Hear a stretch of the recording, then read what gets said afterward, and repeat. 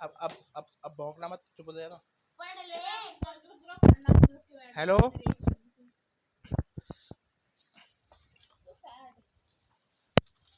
Art and culture का दूसरा वो है ये।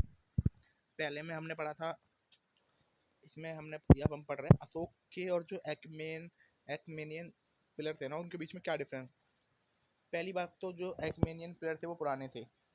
अशोक के पिलर, एक्मेनियन पिलर 624 BC थे, 4th century BC थे। और अशोक के पिलर 3rd century BC थे।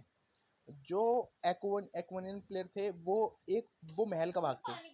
वो वो जो एक्मेनियन प्लेयर थे वो महल का भाग थे, और जो अशोक के प्लेयर थे ना, वो स्वतंत्र, मतलब वो इंडिपेंडेंट रूप से खड़े हुए थे। जो एक्मेनियन प्लेयर थे वो बलुआ पत्थर, वो चूना पत्थर, बलुआ पत्थर, वो ये दोनों दोनों प्लेयर सेम उससे बने थे। पर जो अशोक के पिलर में जो मेन जो मटेरियल यूज हुआ था वो था तुम्हारा बलुआ पत्थर, है ना। देन तुम्हारा संरचना, एक्वेनियन पिलर अलग अलग डिवाइडेड में वो थे। पर ये जो इसका पिलर था वो मोनोलिथ, वो अशोक का पिलर मोनोलिथ था। अशोक के पिलर पे बौद्ध धर्म का संबंध था, और इस पे फारसी और पारसी धर्म का संबंध था। शिखर पर शेर, हाथी, इसकी मूर्ति थी, और इसके शिखर पे कोई मूर्ति नहीं थी।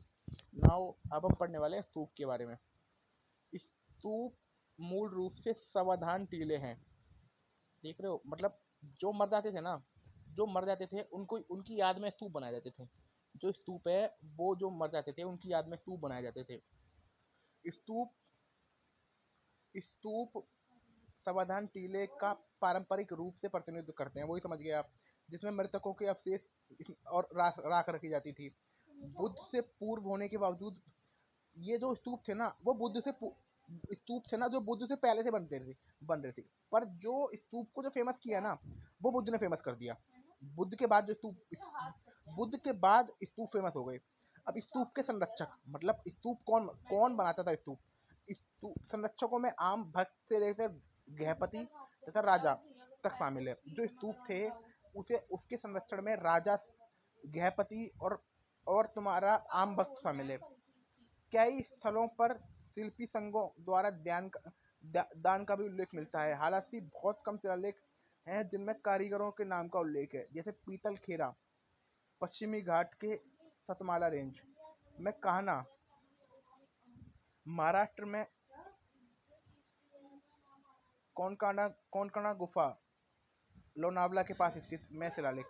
अब देखो इसमें क्या बोल रखा है कि बहुत से स्तूप ना शिल्प संघो होता है, जो आर्टिशियन होते थे ना, उनका जो ग्रुप, उसे शिल्प संघो बोलते थे। बहुत से स्तूपों में लिख रखा है कि शिल्प संघों द्वारा ध्यान का उल्लेख है, परंतु बहुत कम। और क्या ही कुछ कुछ स्तूपों में कारीगरों के नाम का कारीगरों के नाम का उल्लेख है, जिसमें जैसे ये पूछ सकते हैं कि कारीगरों के नाम का उल्लेख इसमें से कौन से स्तूप में है। पहला इसका एग्जाम्पल है पीतल खोरा, जो पश्चिमी पीतल खोरा है। देन तुम्हारा है पश्चिमी घाट में सतमाला रेंज में कान्हा का स्तूप, और महाराष्ट्र में कोंडानी गुफा कोंडानी गुफा के पास स्तूप। ये तीन स्तूप हो गए। ये इन तीन स्तूप के अंदर जो कारीगर थे ना, उनके नाम का उल्लेख है ना। ये पीतल खोरा के बारे में पढ़ लिया हमने, कान्हा पढ़ लिया वेस्टर्न घाट में। Then we read also Lonavala के पास में स्तूप है कोडाना गुफा। शिलालेख में कारीगरों की श्रेणी, जैसे पत्थर तराशने वाले।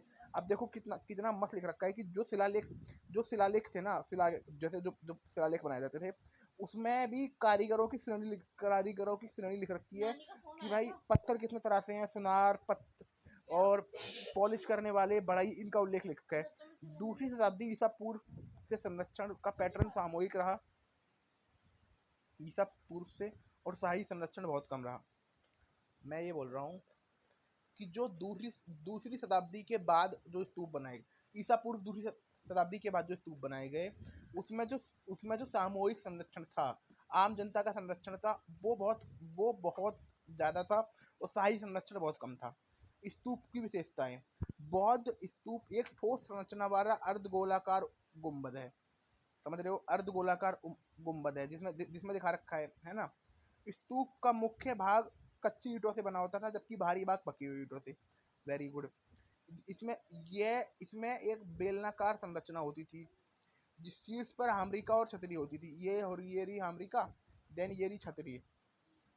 फिर पूरी संरचना लकड़ी की रेलिंग और तोरण द्वार नामक प्रवेश द्वारों से घिरी होती थी।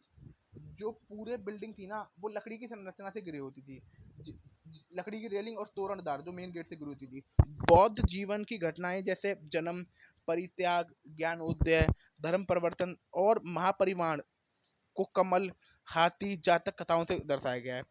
हम जैसा हम पढ़ चुके हैं कि स्तूप बौद्ध से पहले ही बनने थे, पर बौद्ध के बाद ये फेमस हो गई। बौद्ध धर्म के बाद ना, ये जो स्तूप थे ना, बौद्ध धर्म के बाद ये स्तूप जैसे इसमें बौद्ध के जीवन की घटनाएं या जो जातक कथाएं थी उसमें दिखा रखा है। महत्वपूर्ण स्तूप, बौद्ध के अवशेषों पर बनाए गए स्तूप। जो बौद्ध के अवशेष थे ना, उन पर एक बनाया गया बिहार में, राजगृह, वैशाली, वेथादीपा एंड पावा। देखो 4 स्तूप बौद्ध के जन्म के बाद बिहार में बनाए गए। एक राजगृह में, वैशाली में, वेथादीपा में और पावा में। नेपाल में कपिलवस्तु, अल्पकप्पा और रामग्राम। नेपाल में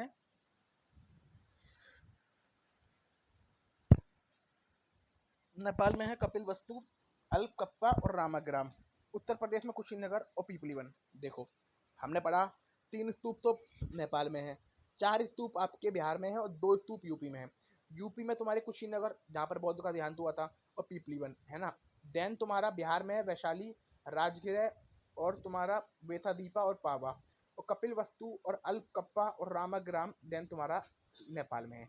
ये बौद्ध के। और देन तुम्हारा अवंती और गांधार सहित कई स्थानों पर बौद्ध के अवशेष तथा अन्य स्तूपों का निर्माण भी उल्लेख मिलता है, जो गंगा घाटी के बाहर है। भरतू का स्तूप, बौद्ध गया, अमरावती, नागार्जुन कोंडा अन्य महत्वपूर्ण स्थल है। अब हम पढ़ते हैं सांची स्तूप के बारे में। सांची स्तूप बहुत बहुत बहुत मेन सांची है। देखो सांची स्तूप एक विश्व धरोहर स्थल है, वर्ल्ड हेरिटेज। भोपाल के पास रायसेना जिले में है। बेतवा नदी, जो बेतवा नदी है वो इसके पास बहती है। जो बेतवा नदी है ना, वो इसके पास बहती है। अन्य अपेक्षाकृत छोटे स्तूपों के साथ सांची स्तूप सांची अन देखो सांची में बहुत सारे स्तूप बन रखे हैं। बहुत सारे छोटे हैं, पर जो मुख्य रूप से बड़े हैं ना, वो 3 हैं। मुख्य रूप से बड़े 3 हैं। स्तूप 1 में बौद्ध के अवशेष हैं। स्तूप 2 जिन्हें 3 अलग अलग पीढ़ियों से संबंधित 10 कम प्रसिद्ध आर्ताओं जिन्होंने ज्ञान प्राप्त कर लिया के अवशेष हैं।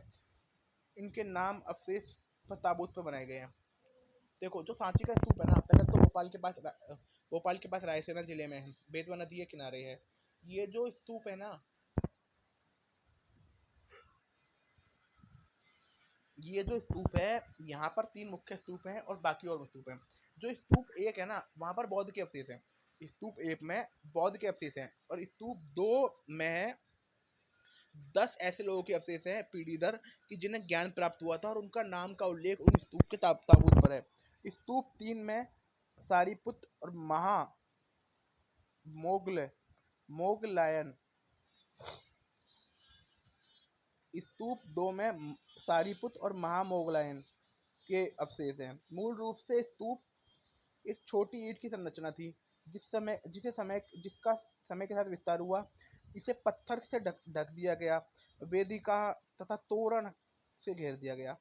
जो ये स्तूप था ना, पहले बहुत छोटा था, फिर इसका ये बड़ा होता गया। पहले से पत्थर से ढक दिया गया, फिर वेदिका बनाई गई, देन तोरण बनाया गया। सारीपुत्र शिलालेख के साथ अशोक सिंह का शीर्ष स्तंभ स्तूप के दक्षिणी ओर पाया गया है। अशोक का जो शीर्ष स्तंभ है, वो दक्षिणी ओर पाया गया है।